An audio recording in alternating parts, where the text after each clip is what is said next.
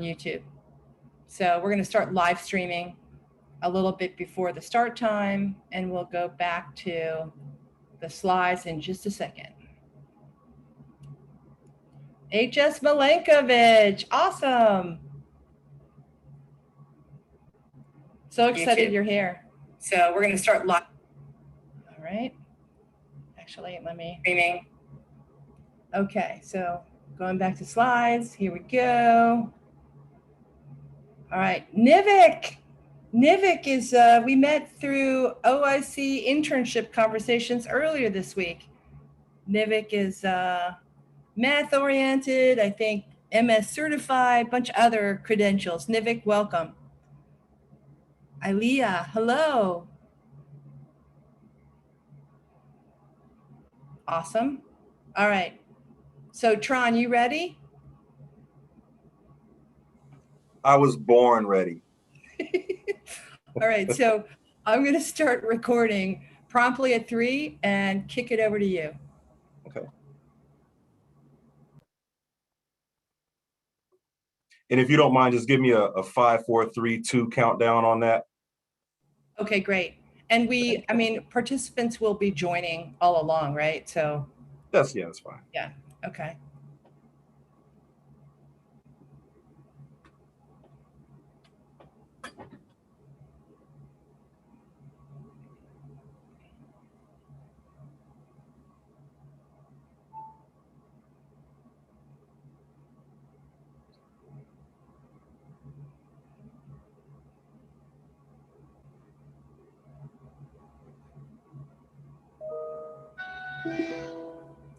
Five, 4, 3, 2, 1.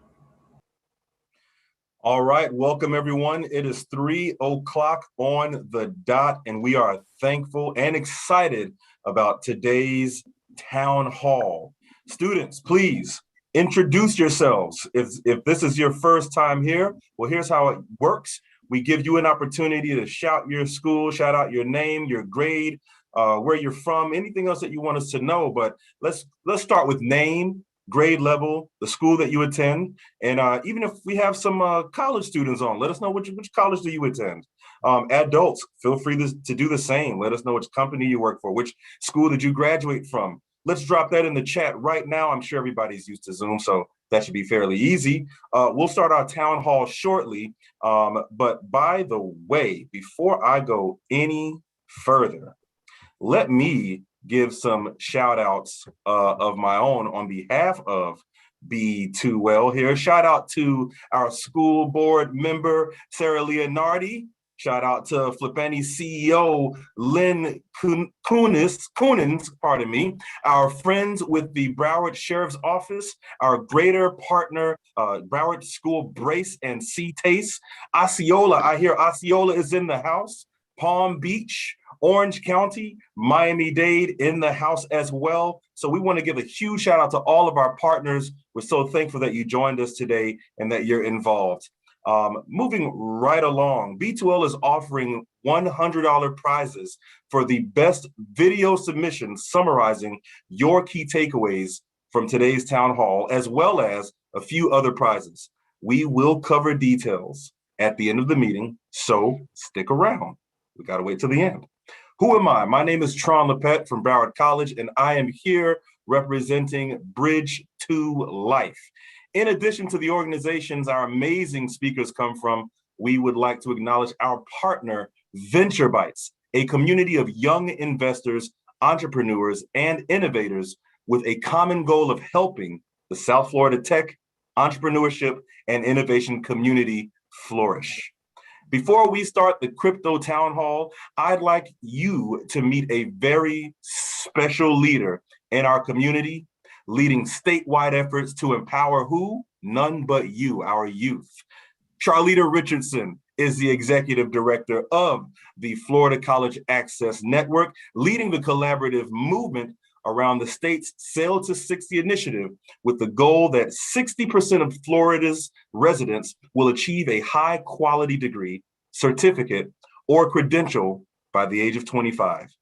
FCAN is kind of the mothership for all of the local college access networks in the state. B2L is the local college access network, or LCAN, here in South Florida. So Charlita came to Florida by way of Richmond, where she was the CEO of another college access and success organization called Partnership for the Future. Charlita holds a BA in accounting from Randolph-Macon College, where she was the first, and I want you to catch this, the first Black woman in the history of the college to serve as the class commencement speaker. I don't know if anyone has their reactions ready. If you have your cameras on, can we just give that a round of applause in itself, please? She also holds an MBA in management and a graduate certificate in nonprofit management.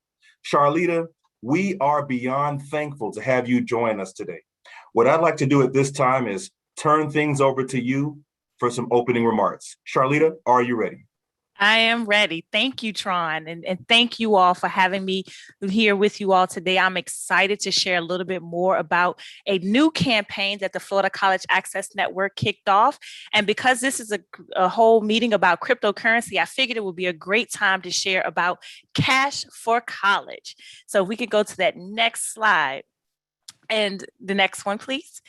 And my question to you is, and I have to ask everyone, did you know that people with bachelor's degrees actually earn $1 million more on average than those with only a high school diploma? Specifically, here in Florida, people with bachelor's degrees actually earn more than twice as much annually compared to those with just a high school education. So you may wonder why I actually put that question out there and pose that. Well, it's because it's important to recognize that as we talk about going in careers and how you move forward in your explorations, we want you to understand the benefits and things such as a college degree or a high quality certificate or credentialing, which is what FCAN, as you've heard Tron mention, is all about. If we can go to the next slide. So what FCAN did was actually launch a Cash for College campaign. And this campaign is brand new and we launched it just last week. So you all are the first to hear us really talk about it. What Cash for College is really designed to do is really to close the gap on the number of students, especially from the class of 2020 and the class of 2021. And I see in the chat that we have quite a few 2021 graduates on this call today. So I'm excited. Congratulations for that. And what we want to do with this Cash for College is really help expose students to the fact that you all need to complete your FAFSA. The FAFSA is really the federal student aid application that really helps to determine your eligibility for financial aid. Essentially, what we've discovered in this is that we want to take an opportunity to help students demystify some of the concerns and issues around FAFSA. Many students have said that they don't believe they will qualify for financial aid. They don't believe that they can find ways to pay for college. They've also said that FAFSA can be complicated and that it's not easy to manage. Well, the good news is that there are people out there that's willing to assist. And B2L is one of those organizations. And so we're proud to have them in our network and proud to have them participating in our Cash for College campaign. So I encourage you as students, whether you are a senior now, you've already graduated, or as you're approaching senior year in your early years of high school, start remembering that it's time that you have to complete and should complete the FAFSA because there is Cash for College. If we go to the next slide, the only thing and last thing I will say to you all is on this topic is that at the end of the day, my words to you is don't leave money on the table. Regardless of how you look at this, every year, what we know is that Florida students leave about $100 million in student aid on the table simply because they didn't take the time to complete the FAFSA. And what we also realize is that more than 50% of Florida students actually qualify for Pell Grants. And for that's essentially money that you don't have to pay back when you go off to school. So don't leave that money on the table. Visit our website at floridacollegeaccess.network.org and click on the Cash for College link, and you'll find the resources that you need. Or go talk to your counselors or talk to someone at B2L so that we can help you move forward on establishing your careers and taking that next step. That's what it's all about. Now, I'm going to transition now to what this town hall is all about, because I know you all didn't come to hear me speak. But it's important as you're talking and thinking about careers that you also close those gaps. And so I'm excited to kick off today's cryptocurrency town hall. Cryptocurrency is actually here to stay. The world of digital currency has been described as the biggest invention in the history of mankind since the printing press. And some of you may not even realize what the printing press is, but cryptocurrency is major. It's certainly more valuable than any other invention in money in over 5,000 years. And we all need to know more about this blockchain technology and the cryptocurrency. We need to understand what it is, why it exists, where it's going, and what it means for your future. So we're going to start by playing a short sizzle reel that I think will help to define and set the tone for today. So enjoy the sizzle reel, and I'll be back with you in 1 minute.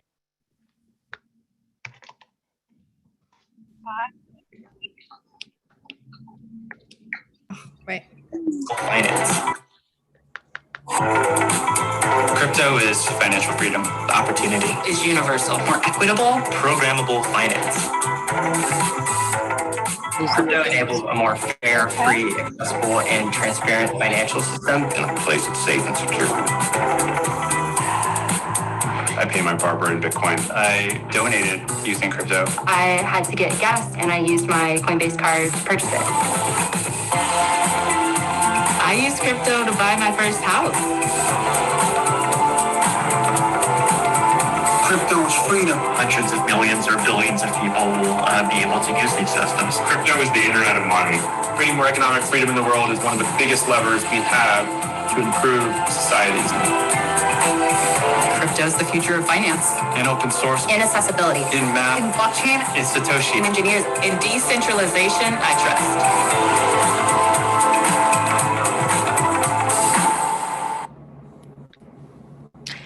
Now, I don't know about you, but that really makes me excited to learn more about today's topic.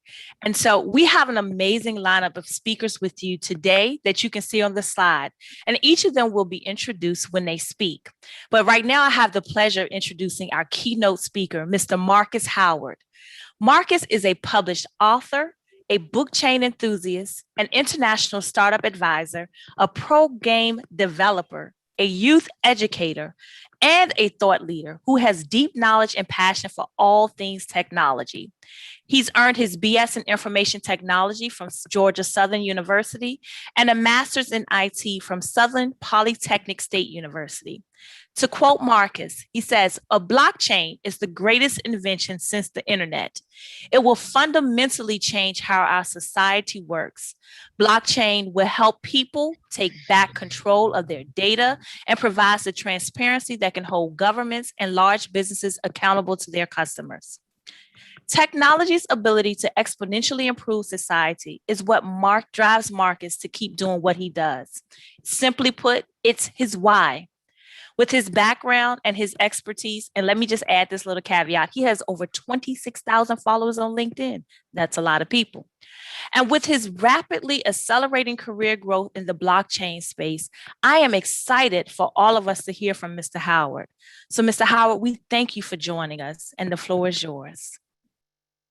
Charlita, thank you so much for that introduction. Unfortunately, Marcus Howard is not able to join us at this time, but students and all of our attendees, you heard the introduction. Please do the research, go follow him on LinkedIn. He's very responsive. And if he's able to join us later, then we'll bring him on in and he'll give some great information. Trust me, we've had a chance to talk to him one-on-one. So thank you again, Charlita Richardson, our director of FCAN. Thank you so much. So we're gonna move right along with our program. So next up, I am super pleased to introduce our next speaker who is going to break things down even more, right? We're going to start with this. Andrew Brick is going to help explain in easy to understand language what blockchain and cryptocurrency is all about. What is blockchain? What is cryptocurrency? All right, what is Dogecoin? Before I introduce Andrew, we are going to play a short 60-second tongue-in-cheek video summarizing what cryptocurrency is. Let's roll that footage.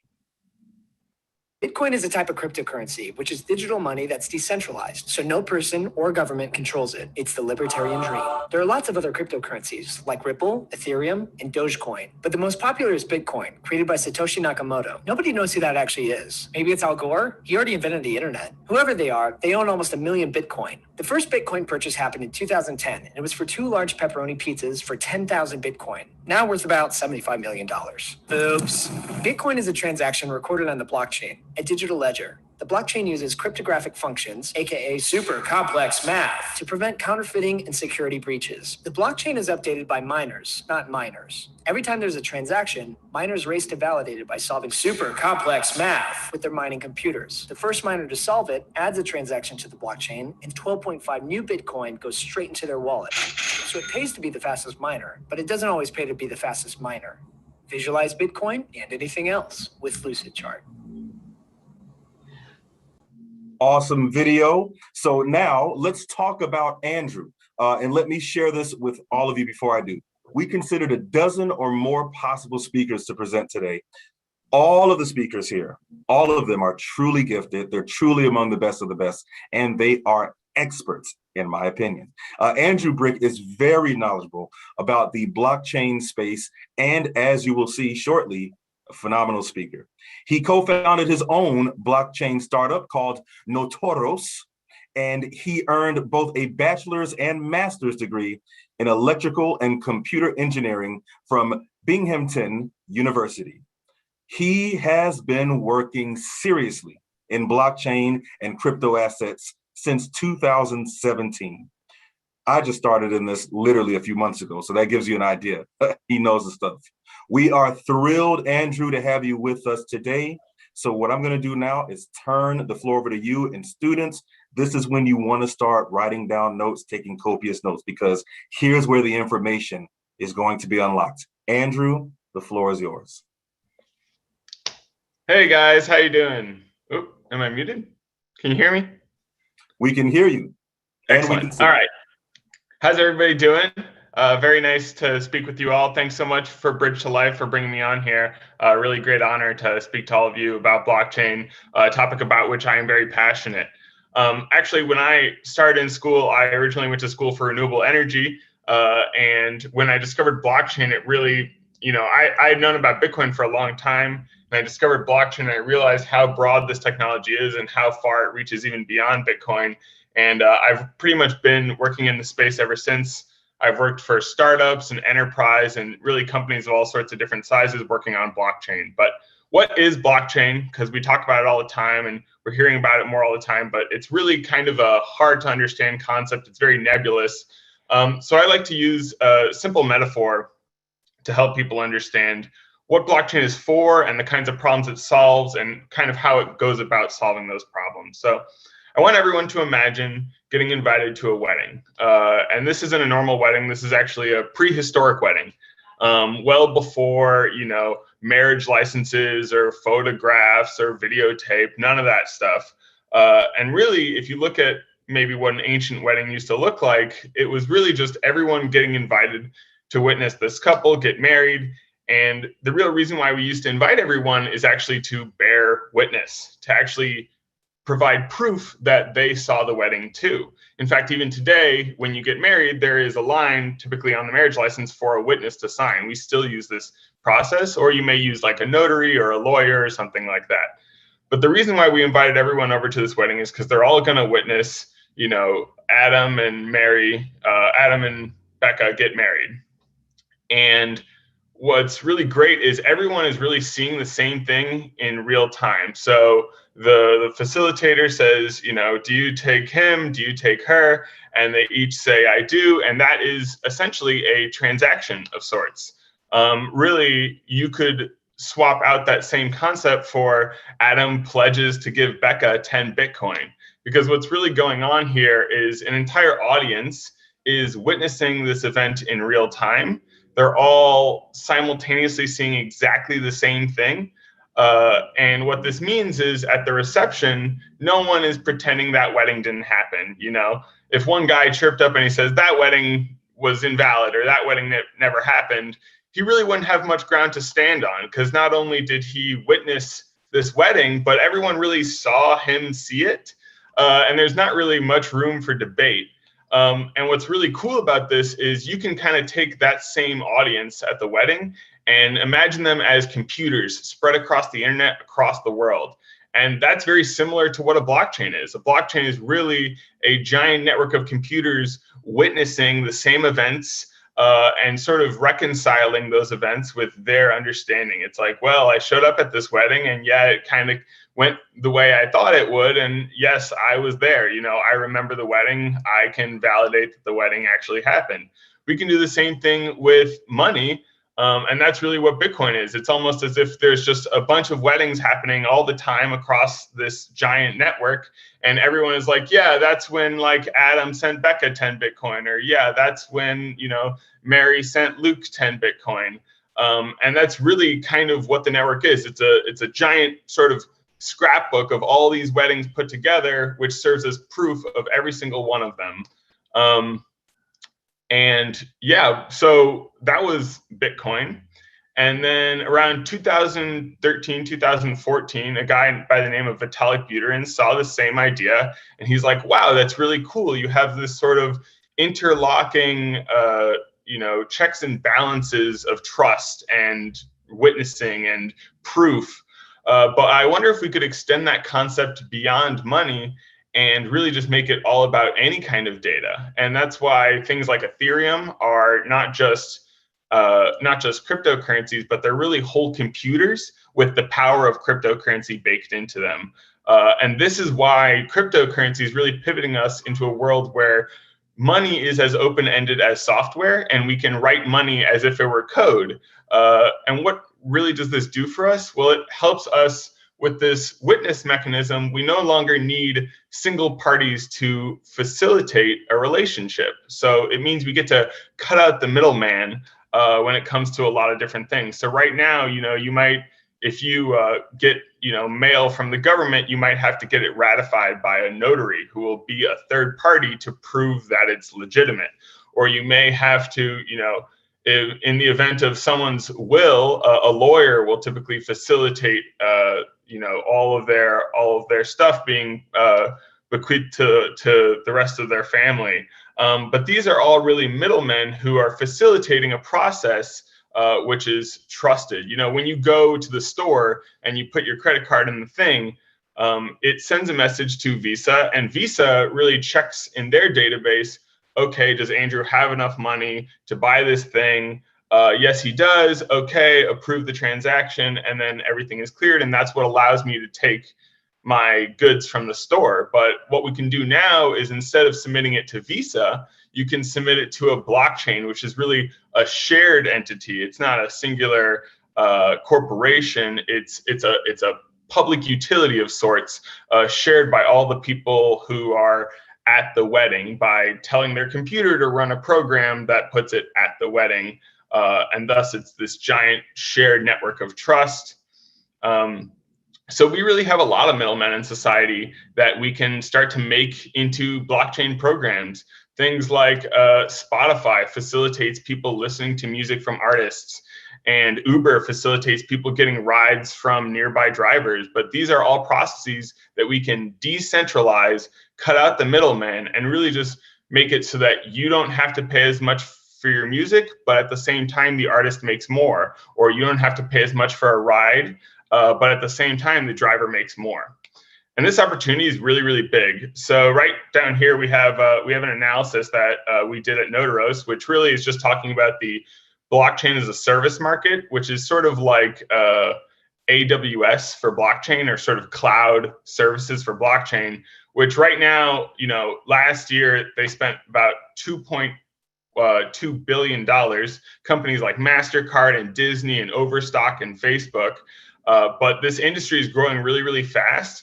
And based on a multi-level analysis we did, we expect the industry to hit about $33 billion a year globally, and about $11.5 billion a year in just America alone. So that's really an industry that's growing 60% year over year. Almost no industries grow that quickly. And that's really how you know that that we're in a revolution right now, and this is really going to change every aspect of our society, much in the same way that the internet changed every aspect of our society. Tron, do you guys have any more questions for me right now?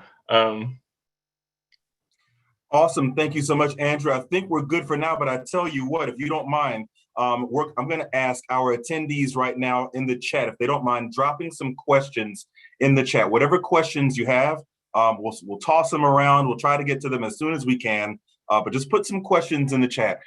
This is a very important start to a conversation that we're going to dive even deeper into. This is something that so many people are interested in and want to really know more about it. And I think Andrew has laid the foundation for us. He certainly has for me in terms of blockchain. So I hope everyone else is paying close attention. So please put your questions in the chat. And Andrew, good news, I see questions coming in. So we'll make sure to get some questions over to you if you can, or if you're already in. Great. Someone said, how do we start? Okay. So we're actually going to talk about that in a few minutes. I knew the questions were going to start pouring in. Awesome. Keep asking questions, everyone. So Andrew, thank you so much. Again, just stick around and check out the chat. We'll get some questions over to you. Before I move on to our next dynamic speaker, also let me just plug Broward Bridge to Life really quick. If you have Instagram and you want more information like this, access to more town halls such as these, resources, scholarships, internships, you name it. We need you right now. Everyone take out your phone, go to Instagram and follow Broward Bridge, the number 2 Life, Broward Bridge 2 Life on Instagram. You'll find us very easily, very quickly. Make sure to follow us. I'm winking for a reason. I'm winking for a reason. You'll want to follow us. You'll get a head start on something that I'm going to talk about later on if you follow us. So please make sure to follow us. Thank you so much. All right. Next up, we're going to hear from another expert in this space. I've learned so much from her as I have Andrew, but I've learned so much from Danielle Dudai in the background. We've had several conversations leading up to this point. So let me tell you a little bit about who Danielle is. Danielle is an accomplished attorney with her own law firm serving clients, including cryptocurrency clients. Yes, there is a such thing as cryptocurrency clients. Now you know. She has specialized knowledge in cryptocurrency, honed from her years working with law enforcement agencies to investigate and prosecute human trafficking cases as a U.S. state attorney. She has litigated over 50 jury trials, including human trafficking and attempted murder offenses. Danielle earned her undergraduate degree in business law from the University of, who's going to say it? Who's going to say it? The University of Miami, and her Juris Doctorate from Nova Southeastern University. Woo, woo. That's my school, Danielle, home of the Sharks. Let's go Sharks. Let's go Sharks. Danielle is going to talk about the history of money and how cryptocurrency has transitioned to mainstream market adoption. And then we talked about this. You guys asked the question, so here it is. And then she's going to go through how do you set up a digital wallet. Some students may not even have a wallet yet. I have a wallet, but I also have a digital wallet. Danielle, we are thankful and we're lucky to have you here with us today. I'm going to pass the mic over to you and just let you do your thing. Danielle, the floor is yours. Thank you so much, Tron. That was such a warm introduction. And thank you all for being here today. So I am going to start with a timeline of money because I think it's important for us to kind of understand the broad scope of where we are now in our current financial system. The first recorded coin money or currency actually dates back as far as 700 BC back in Turkey. And it wasn't until the year 700 that paper money actually became a thing. In 1792, the United States created the currency system that we have now, our coins and our paper money. And it was generally linked to the value of gold at that time. And it stayed that way until 1972. In 1972, President Nixon abolished that gold standard where the amount of gold we have in our reserves is linked to how much money is in circulation and the value of that money. During that large time period from 1792 to 1971, there were all kinds of methods of credit that people would be able to use at various stores or grocery stores. And it ultimately became something where banks started paying attention. And in 1946, the first bank issued credit card or charge card was issued by Flatbush National Bank of Brooklyn. And 4 years later, the Diners Club card, where people would use it at restaurants, was issued. However, if you think about it, it took about 30 years before credit cards had that magnetic strip and became the things that we know and use today. And the reason I go through all of this is because I want you to think about how long the adoption took, because I'm sure many of you use credit cards on a daily basis and don't even think about the fact that you're not holding cash anymore. So when did digital cash become a thing? Actually, in 1990, a concept called DigiCash for peer-to-peer transfers existed. And it was around the same time that email started to become more widely used because of the existence of the internet. It wasn't, though, until 1998 that PayPal existed and became one of the most well-known peer-to-peer transfers for money. Interestingly enough, in 1991, blockchain technology was created. No one really knew about it, though, until 2008, when Satoshi Nakamoto published this white paper, this 8-page document talking about Bitcoin and how it works and why it's important. So that's kind of like a general scope of what our monetary system looks like. And so for me, looking at where we're at now in crypto, there has been over the last few years a lot of doubt about whether crypto assets are going to be a fundamental part of our society moving forward. But if you look at how long it took for credit cards to be adopted and how long it took between the year 700 to 1792 for paper money and a currency system to really become an integral part of a nation, the fact that we're growing at the rate that Andrew explained to you is exponentially insane. It really is a revolution. And I know that this is going to be something that there's no going back from. So what's the appeal of a crypto asset? And I call it a crypto asset because not all crypto projects that have a token or a coin are used for currency. We just use the word cryptocurrency to generally refer to those things. But what is the appeal of crypto money, digital money? The big thing with crypto and blockchain is its decentralized nature. The fact that there is not one main governing body in control of everything. It actually, this whole concept spawned from people who are often labeled as anarchists, who did not want to have big government in control of their money and surveilling everything that they do and knowing everything about them. So they created this system in the way that Andrew explained, that's based on trust and verification, where they didn't need a middleman and they were able to send things to each other, knowing that those funds are there because all of the servers on the network could verify it because they had seen that it exists in that account. When you have a centralized body, there is control, there is a greater jeopardy in terms of your freedom. But crypto, because it's decentralized, gives freedom in a way that our current financial system doesn't afford. Did you know that over 1 billion with a B, people worldwide are unbanked? This means they do not have access to traditional or conventional financial institutions or instruments. 14 million people alone in the United States are unbanked. That's 4% of the population. And it doesn't seem like a lot, but considering that we're in 2021, wouldn't you think that everybody would have access to a bank account or a bank instrument of some kind? But they don't. However, there are these countries that are able to fill that gap by using blockchain and cryptocurrency. There are people who are in countries where their national fiat money, meaning their native currency, means nothing. It's worthless. It has such little value and they can't take care of their families, but they can obtain cryptocurrency through the blockchain, through the networks, because they have internet access.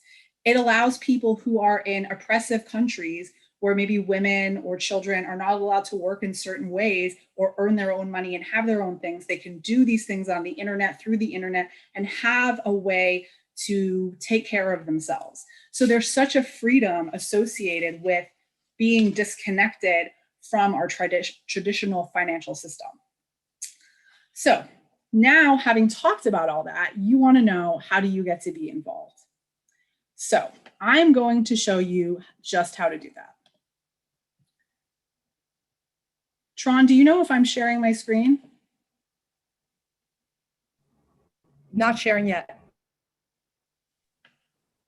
Okay. Share screen. Okay. All right, so here we go.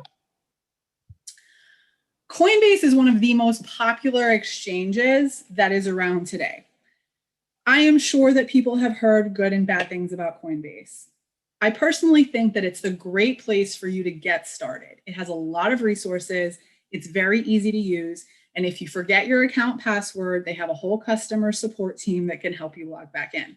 When you start to become more advanced and you learn about the different kinds of wallets that exist and the different ways to hold your crypto assets, you'll learn that you are ultimately the one who is responsible for your password. And if you lose it, you will lose access to your crypto assets. So in the United States, there are certain laws called anti-money laundering and know your customer. And what that means is any money service business, someone that's using currency or exchanging currency or allowing you to buy currency, and by the way, crypto assets are defined as currency, they are required to comply with certain rules. And they really want to know about who you are and to verify that you're a real person and not a terrorist, ultimately, that you're not doing illegal things and that this isn't dirty money. So when you go to Coinbase, you go in and you click Get Started. It's going to ask you for your name, your email, your password, and to certify that you're 18 years of age or older. And the reason that they ask about your age is just because of those laws. They have certain requirements and there's liabilities for them if you're not above the age of 18 and if you don't verify your identity. But once you do that and you set up, the next screen will be further information. You need to give your address, your driver's license number. They'll allow you to set up your payment system, which will in turn help in the verification of your identity. And then once you do that, you'll be able to log into your account and it'll look like this. So this is exactly what your Coinbase account will look like, assuming that you have any funds in it. It'll show that there's a portfolio balance. We're not seeing the new screen, Danielle. Oh, that's weird.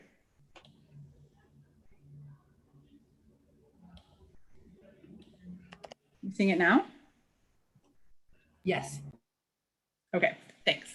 So this is what your home screen will look like once you log into your Coinbase account.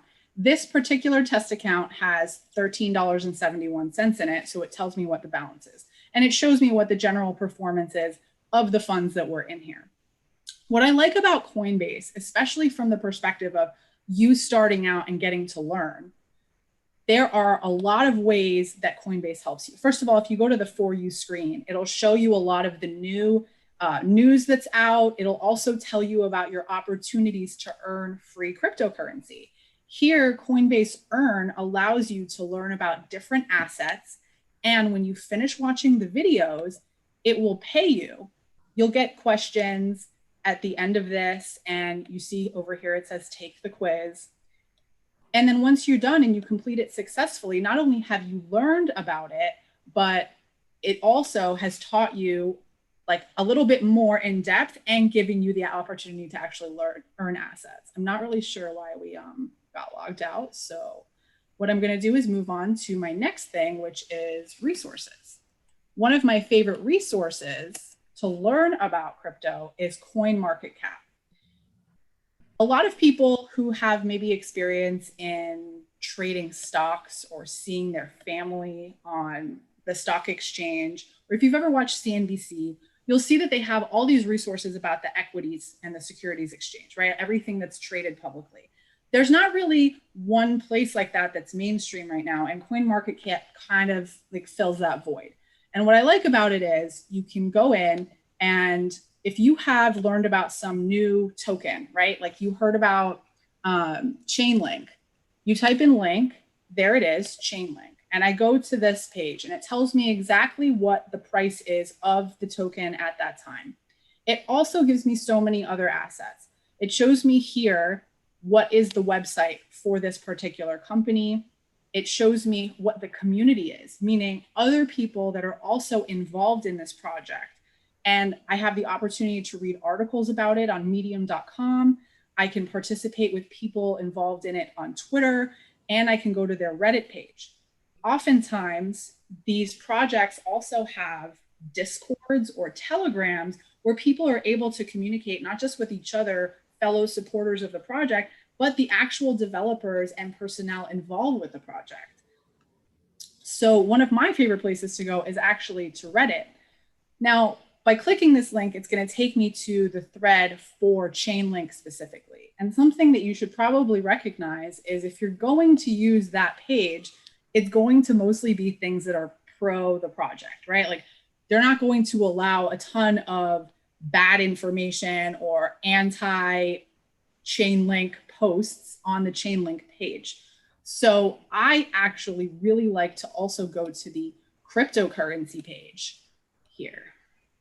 Our crypto.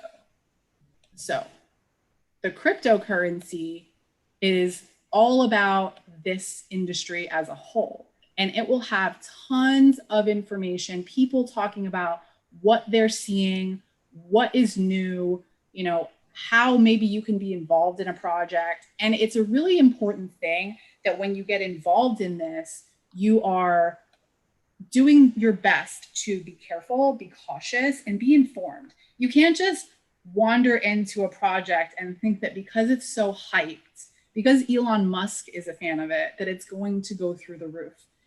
There's a chance of that. But if you're investing money that you want to be long-term increasing in value, you're going to be taking on a lot of risk if you just follow the hype. So you need to do your research about it. And that's why going back to Coinbase, and they have these videos about it, it really gives you a very easy, broken down way to understand it. Much like the way that Andrew explained it and showed that video about, you know, what Bitcoin is and the blockchain, they will do that for individual projects. And you can look on YouTube for that kind of information too. But again, I caution you that when you're looking at resources, you really want to make sure that it's not just someone who is benefiting from the product. You know, it's important to talk to people that are involved in the product to actually see if they know what they're talking about, they know what they're doing, and they're not just trying to, you know, get money on hype. But you shouldn't just follow an influencer, because a lot of the times influencers are benefiting from you, you know, contributing. If you're contributing to the project, they're most likely getting an affiliate cut. And you don't know that they're not just around the corner selling it off to get their cash because they know that this is a big scam. So it's really, really, really important that you do your research. I think also that's great, Daniel. I think also it's really worth noting that, you know, in the crypto space, these projects tend to be more functional than like traditional stock market stocks that a lot of people are used to. Because remember, there is no, you know, there's no real CEO for a lot of these decentralized platforms. There isn't necessarily a company behind them at all.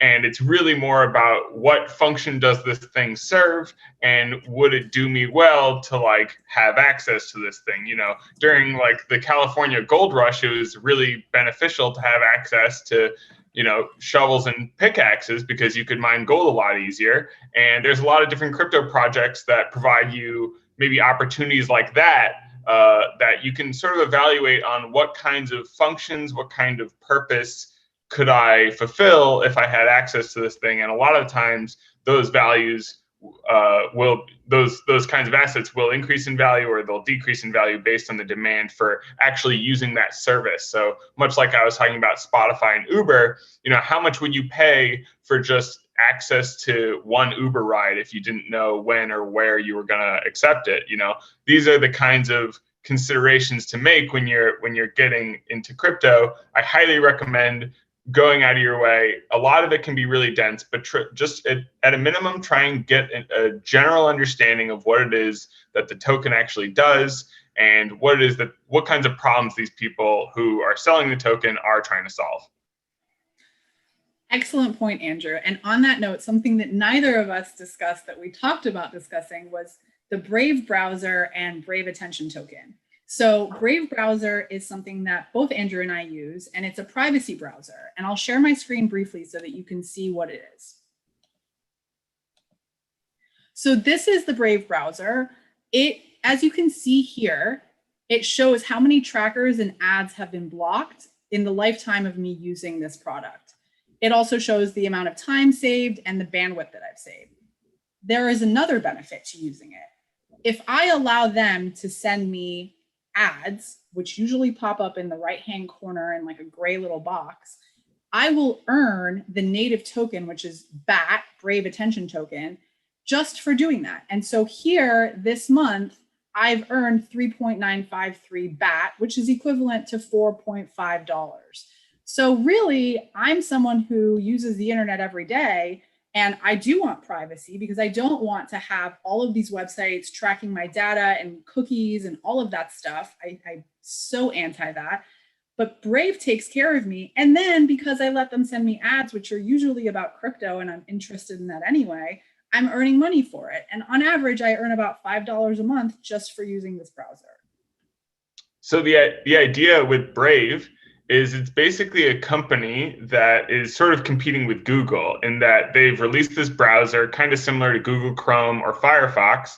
And when you use it, because you earn this crypto Brave, what they've done is they've cut out the middleman, which is the ads marketplace that normally Google facilitates. So most of Google's revenue comes from deciding when and where certain ads should show up across the internet. What Brave does instead is, instead of managing that process themselves, they just set up a blockchain to do that for us. And this way, the advertisers don't have to pay as much. And at the same time, the end user actually makes money from looking at ads, which is a really cool change of how we sort of view digital advertising and our relationship with the internet. And those are the kinds of dramatic changes that crypto is really bringing about. Awesome. This is great information. I hope everyone is benefiting from it so far. Danielle, thank you so much. Andrew, thank you so much. Just to give everybody a heads up, so we're actually going to come back and conduct a panel discussion that's going to consist of Andrew, Danielle, and our next speaker, Scott, who I'm going to introduce in just a second. But I want to take a second to just poll the room, if you can, in the chat. I know that this information we're starting to get into is, we're still speaking at kind of a high level view of this, but we're starting to get into some really neat stuff here, some stuff that you may not have heard before, stuff that I learned from both of these two individuals. So audience, students, adults, everyone who's on with us, if this information is working for you, can you just give us some feedback in the chat? Just put a thumbs up or just say a yes, or as a matter of fact, ask the question that you've been wanting to ask since you've joined. Whatever the question is.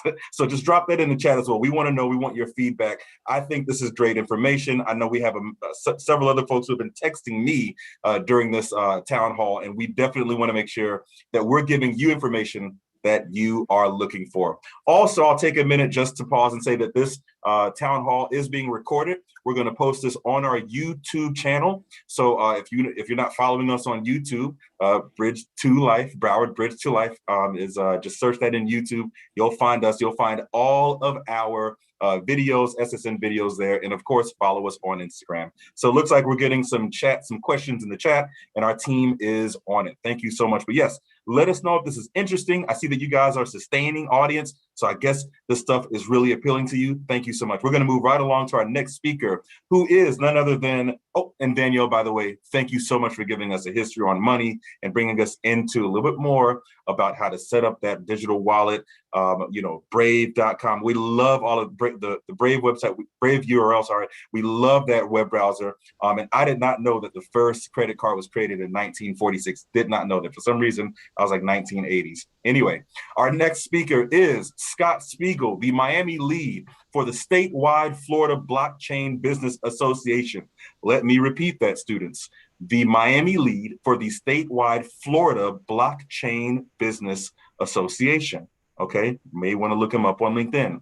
He is the co-founder of Blockchain Center Miami and has been pushing for mainstream blockchain adoption in Miami and across the state of Florida for the past 3 years. Scott is also one of the leaders of Miami Deo, The Miami DAO, another way to pronounce it, is looking to position the city of Miami as a global leader in crypto native governance. Here's a quote: "What the internet did to democratize information and allow us all to post information on social media, blockchain is going to do for financial and economic value." He envisions a new financial system is being built on the internet, though it is still in its early days, much like the early days of the internet itself. In other words, get on board right now.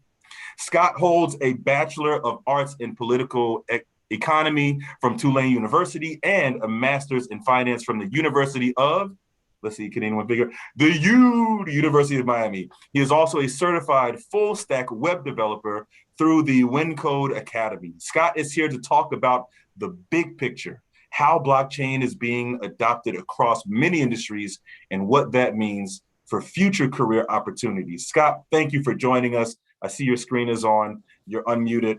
I'm gonna pass the mic over to you. Wow, yeah, Tron, thank you so much for the introduction. And it's totally right. Thanks to Bridge for Life for putting this on. The most important thing in this industry is education and getting information out there about this technology, because it might seem like it's booming, but like I said, it's really, really the early days. And right now, the number one, kind of bottleneck or issue in the blockchain industry is that there's so much opportunity there, but there's just a lack of professionals or people that really understand or grok blockchain and really know how to apply it to industries that are adopting it. So in 2019 and 2020, LinkedIn said that blockchain was the #1 hard skill in demand. And I'm sure when that comes out again in 2021, blockchain will be at the top of the list, especially as it's boomed over this past year. And blockchain's tough because, it's kind of taking different disciplines from computer science and economics and innovation and kind of combining it in these new ways. So it requires some research before you can really, understand how to apply it. But that's what the market is looking for right now. There are so many new crypto startups. There are so many, incumbent companies that are looking to hire crypto and blockchain professionals. And then I'll even talk about, new methods that you as a, looking for a job can actually be a member of a blockchain and get paid by the blockchain itself. Just to give you some more facts, the global blockchain technology market size was valued at $3.67 billion in 2020. That's not the size of cryptocurrency, that's the size of the cryptocurrency industry as a whole, and really just kind of the professional landscape in terms of a career-wise. And that's expected to grow at 82.4% annually from now until 2028. There's a lot of jobs out there in a lot of different disciplines. I'm gonna post here in the chat just 3 different websites that list kind of all these job opportunities in the crypto space. Crypto companies looking to hire professionals for their startup. A lot of these companies actually are even past the stage of startups where they're hiring more than 70 to 100 people right now. Just on this website, cryptojobslist.com, I see 2,635 job openings presented by 990 companies, listed 600 salaries. And to be honest, the #1 thing they're looking for are coders, engineers. But as this industry matures, there's a lot more other soft skills and areas that need to be implemented as well. Either that's marketing, product development, customer service, finance, or design, or operations. You can really take your skill set and apply it to the blockchain industry, but it still really requires that knowledge of how does blockchain fit into an application, and also how does it not fit into it. And they're paying a pretty penny for these jobs. At the low end, I see $80,000, and at a high end, $180,000, with a middle range of $127,500 for these crypto startups. But it's not just startups that are hiring or crypto companies that are hiring. It's also incumbents, Walmart, Amazon, MasterCard. Every big bank is looking to get into this sector and are looking for professionals that understand the implications of this technology to come in and join their teams, whether that's in the banking and financial services sector, the government sector, healthcare sector, insurance, supply chain. As I said before, as Tron mentioned, just back in the early 2000s, people heard of this internet thing, and they had to formulate some type of internet strategy. That's what's happening right now with blockchain. People are just starting to understand that this is really going to affect the economic and financial plumbing of their organization, and they're looking to implement strategies and bring people on that want to work towards this future. So I talked about crypto startups that are hiring, large enterprises, Fortune 500 companies that are hiring, but kind of a new thing in this blockchain crypto spheres is that you can actually work for the blockchains themselves. Some blockchains have foundations where they do grant proposals. You can apply to have a use case that you're thinking of on this specific blockchain, and they will fund you, whether that's a coding project or a new startup idea. But there's also blockchains in itself that are organizations. These are peer-to-peer economic entities. And as Tron was saying in the beginning, there's this new concept of a DAO or a DAO, which is a decentralized autonomous organization. And a lot of these blockchains are just that. So the market cap that you see on CoinMarketCap that is applied to these blockchains, a lot of that money is going to be spent back on the community to work on the blockchain protocol itself, whether that is, formulating new upgrades to the protocol, whether it's creating new educational material for people to be onboarded to the protocol, whether it's translating some of the information or documentation that they have there into different languages. These protocols, and I wouldn't call them companies because these are not companies. These are just software that holds these cryptocurrencies. And if you apply an idea to, hey, I have a new application that could be built on top of this blockchain called Ethereum, which is a smart contract, you can propose your idea, and as a member of that organization, you can vote on these ideas to see if they'll be funded or not. So if your idea is proposed and the community at large thinks that it's a good proposal and they vote on the blockchain to accept your idea, funds can be dispersed to yourself for you to complete these projects. These are called bounties. So one project that I think is really awesome that you guys should look into is called Aave, AAVA. It's a decentralized lending and borrowing protocol. And for their DAO proposal, I'll just read off a couple of things that they're looking for.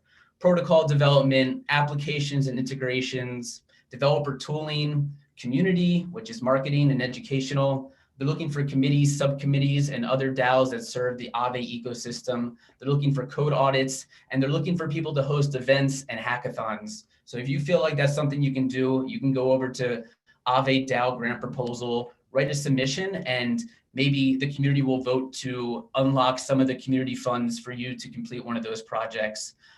Here in Miami, we're starting the Miami DAO. It is a decentralized autonomous organization with a mission around funding financial inclusion applications around Miami-Dade. So if you're interested, you can always reach out to me on LinkedIn to learn more. Go to miamidao.com, and looking forward to talk more in the panel coming up. Thank you. Awesome. Thank you so much, Scott. And thank you for making yourself available. Guys, students, make sure that you create your LinkedIn accounts if you haven't, so you can get linked in with these experts that are in this industry. These folks who are telling us, get involved now while it's in its early stages. Get involved now. Scott, by the way, there are some questions that are being directed towards you in the chat. So if you don't mind, just kind of comb through that. We'll also probably tap your shoulder on a few of these questions and try to get back to students. And I can already see Scott is combing through it. I can tell by the determination on his face. All right, great. Thank you so much. We're going to move right along, folks. We're getting to the end of this. Again, y'all are doing an amazing job, audience, of staying on and taking in all this information. We thought this might be interesting, and it looks like it is. So this is a great win for us, great win for you, great win for our speakers. All right, so we have a video coming up. After we play this video talking about the skills you need to work in blockchain. Then we're going to jump into a career panel. But first, let's play the video, and it's called the top 5 skills to get a job in crypto. Let's watch that video. There is no blockchain major. It's like if I'm going for a CS job, like they'll be like, all right, have you taken like whatever XYZ coding class? But you can't really do that for blockchains. No one is really a blockchain expert. You can't have 10 years of experience in Ethereum, which doesn't exist.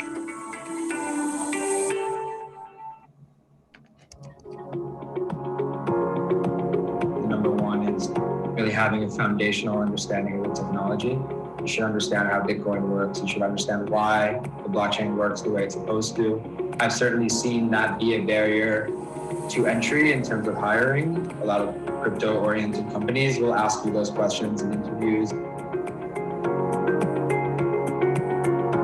Contribute to open source projects.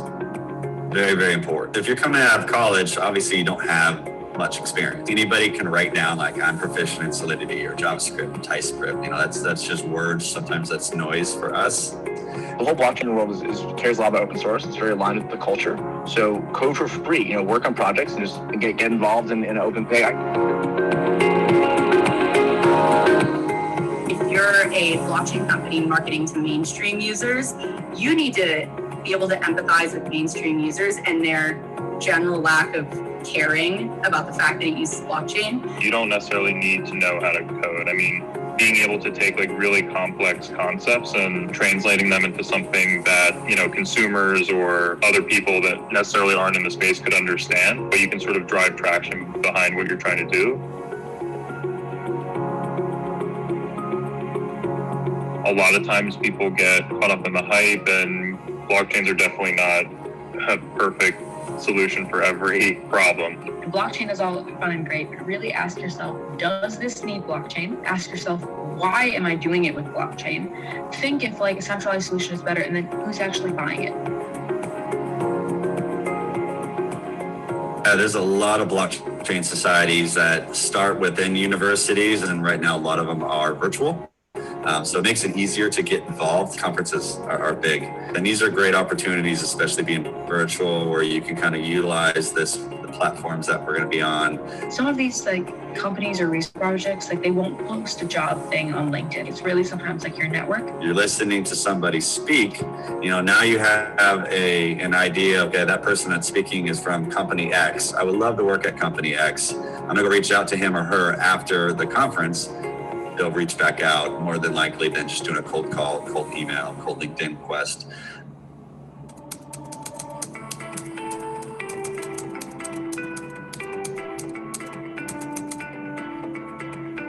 You should be open-minded to all of the possibilities and basically willing to work your butt off until it pays off.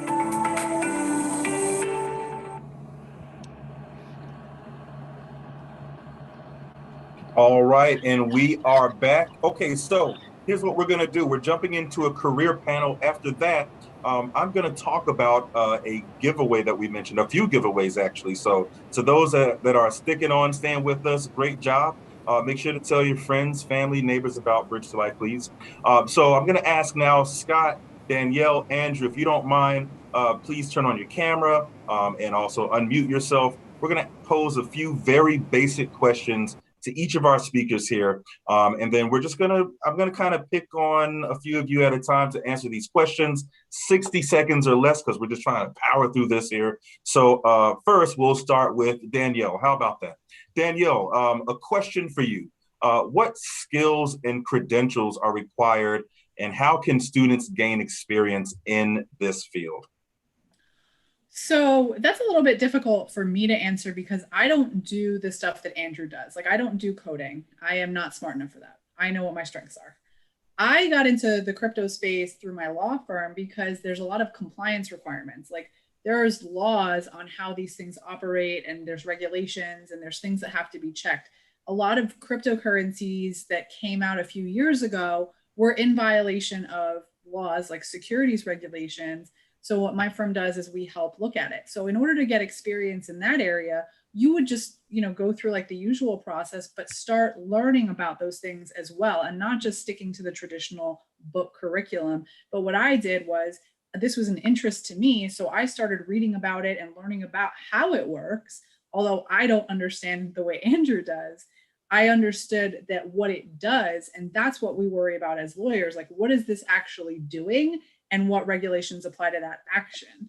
So for me, the skills that I need is how to understand and process, comprehensive reading, those kind of skills. I need to understand how to communicate with people, because if Andrew and I can't have a conversation about what his project is, then I can't do my job.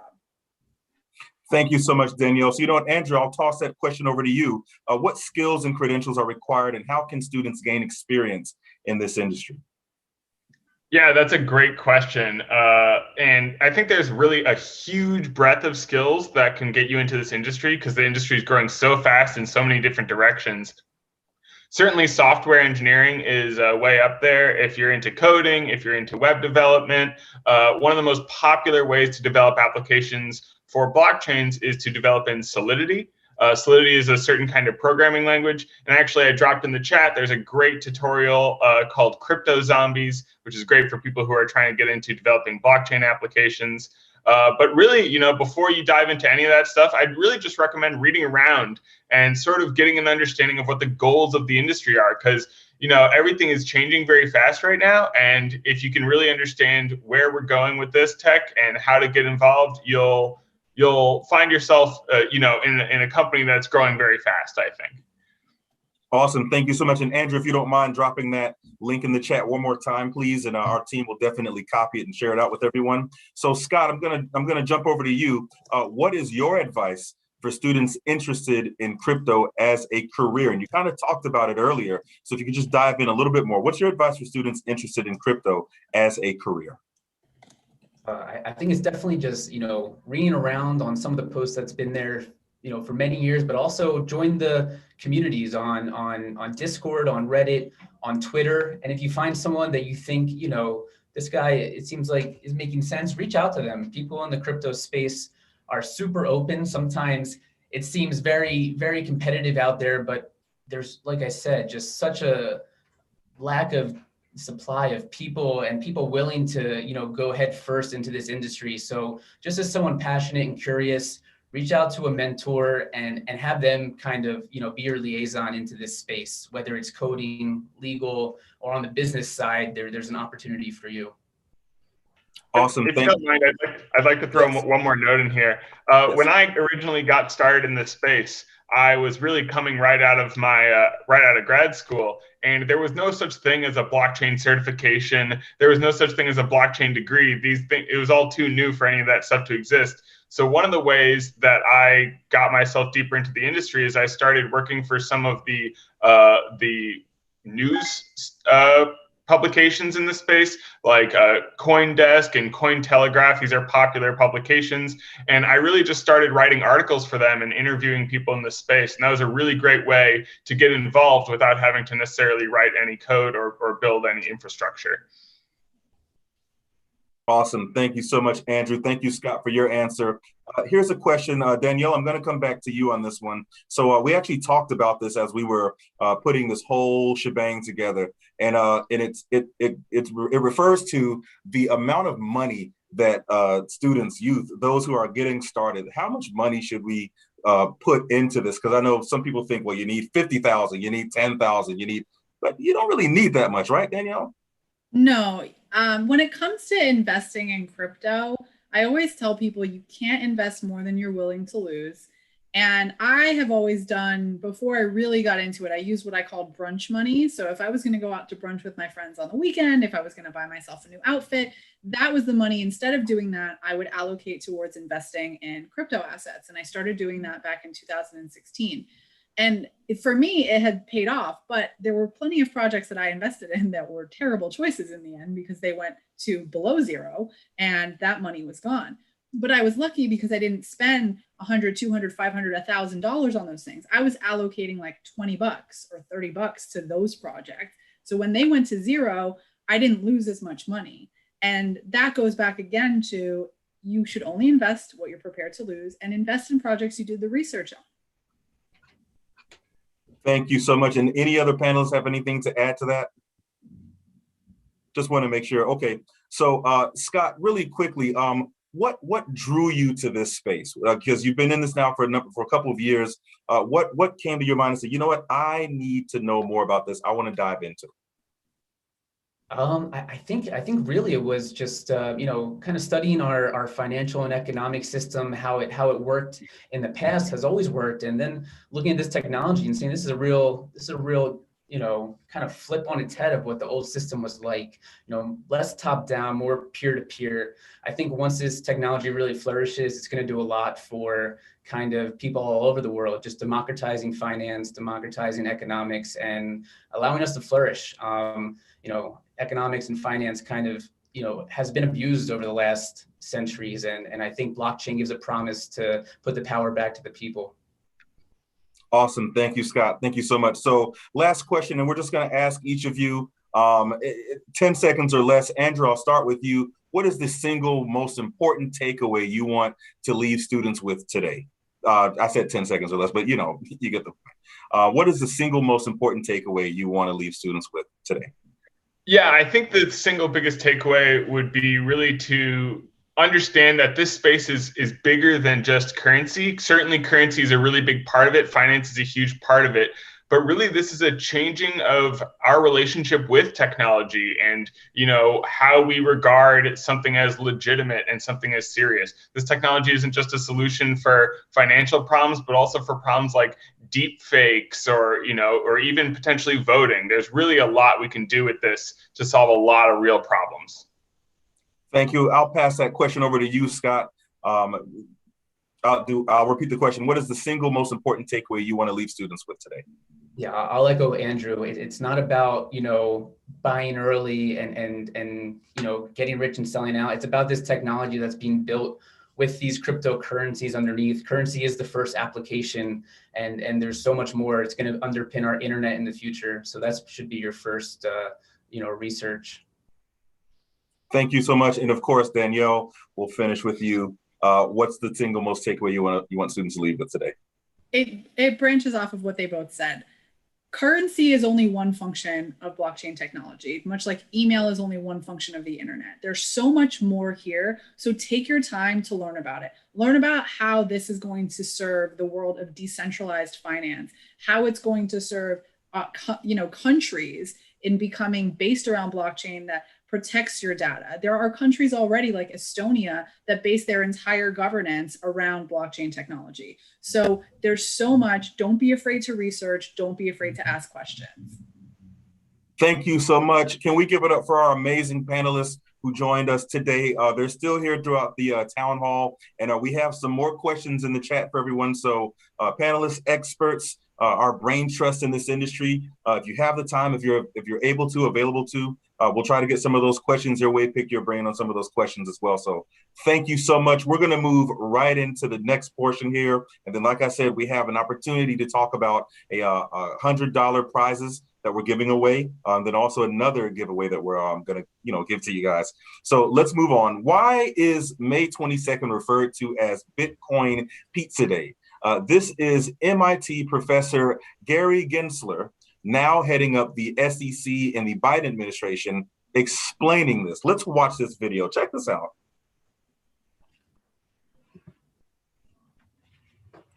Pizza for Bitcoins.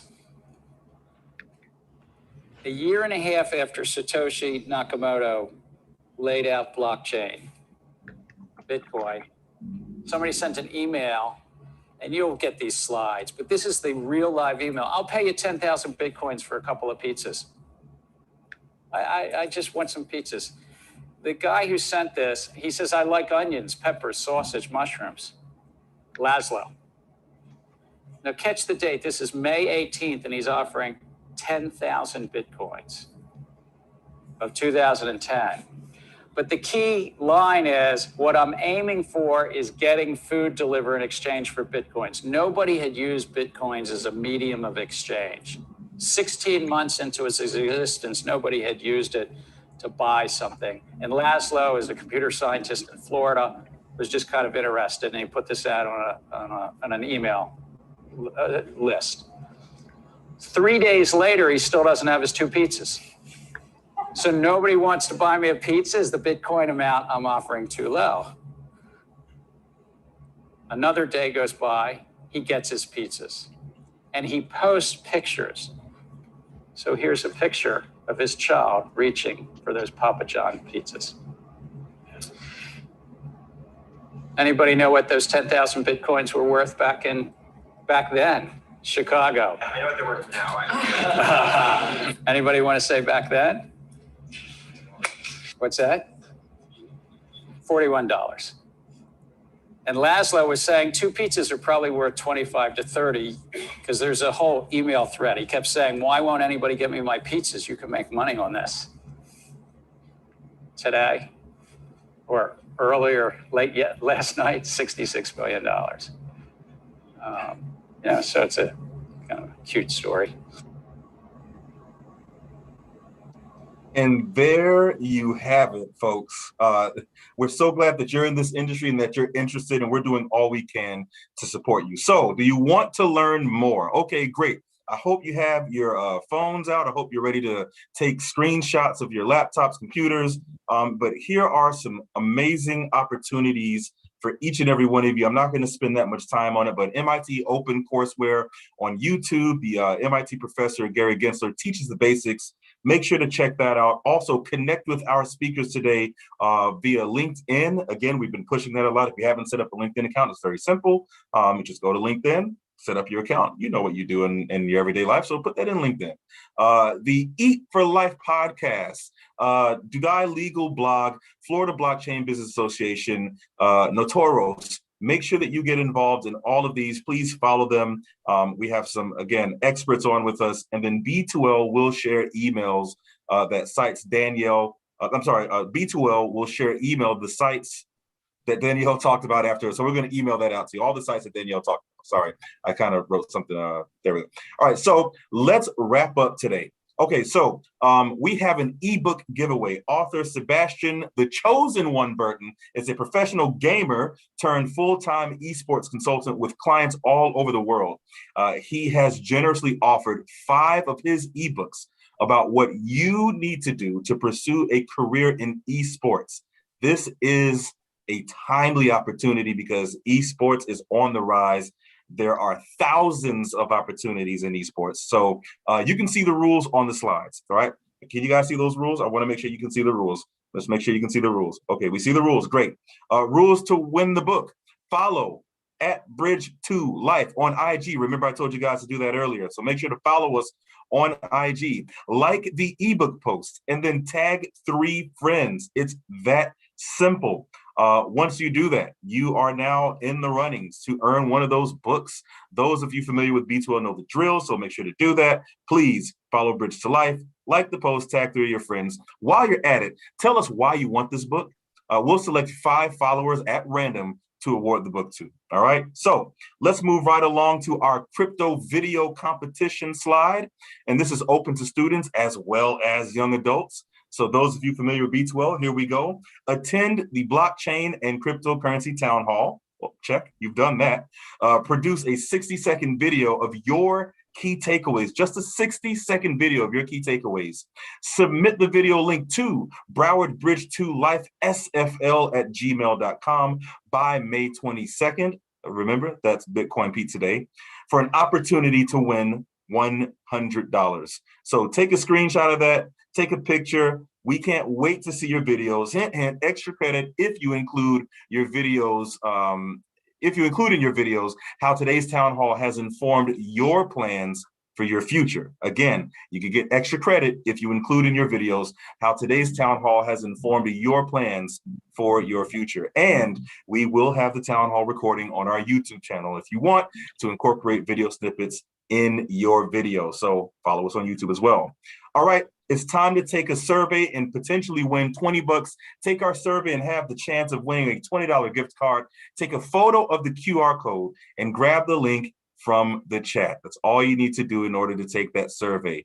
Take a photo of the QR code, grab the link from the chat. And by the way, here's a chance to help your peers. Take Yawande's survey, one of your very own peers, to provide your feedback on the education system and testing. You are the customers of the education system. Use your voice. Your voice matters. Final reminders and thank yous. Thanks to our dynamic, astounding speakers here with us today. Can we do some shout outs in the chat for them one more time? Andrew Brick, shout out to you. Scott Spiegel, shout out to you. And of course, Danielle Dudai, shouts out to you. Thank you so much for taking your time out. Show your love in the chat, please. Did you take down their contact information? I hope you guys did. Remember, follow them on LinkedIn. And a reminder, mentoring opportunities. So for those of you that are interested, if you are interested, and we're looking for as many as possible, Andrew is offering a mentor opportunity with him, but we need a packed house. We don't want 1 to 2 to 5. No, we want all 71 of you. How about that? So the more the merrier, right, Andrew? So thank you so much. And you know what, because we have a few minutes left, I'm going to do this right here. Bridge to Life summer and fall programming will be announced soon, but let's give a shout out to our seniors, the class of 2021. Big shout out to you. You guys went all year round. The entire year was virtual for you. How was that? What was that like? We want to talk about that in our upcoming, in one of our upcoming SSN meetings. We want to know, how did you make it through this? And what kind of advice can you give to those who are younger than you? We need to hear from you, so be prepared. Oh, you haven't joined or gotten involved in Bridge to Life? Oh, come on, y'all.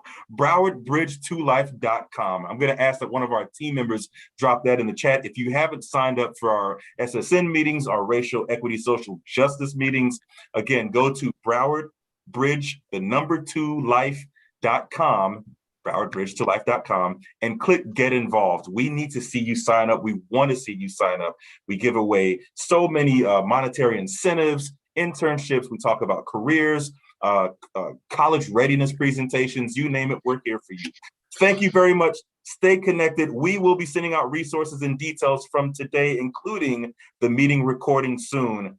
You guys have a wonderful, wonderful afternoon and enjoy your weekend, as tomorrow is Friday. Thank you so much. Have a great day.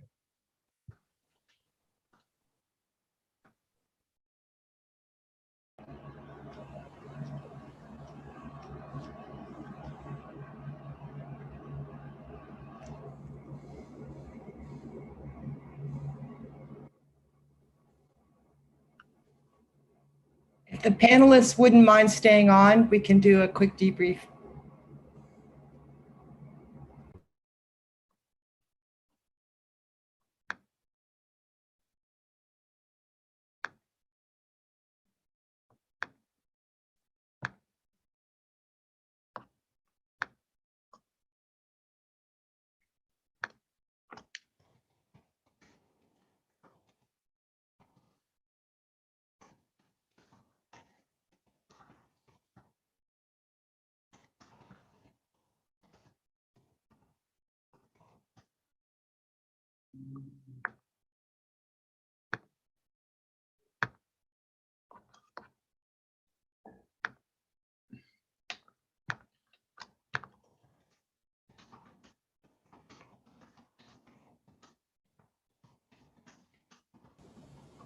Okay, I'm gonna text panelists the Zoom to go to. We'll do a 5-minute debrief there. Okay, thanks y'all. You guys did amazing. I'll see you shortly if you're around and available.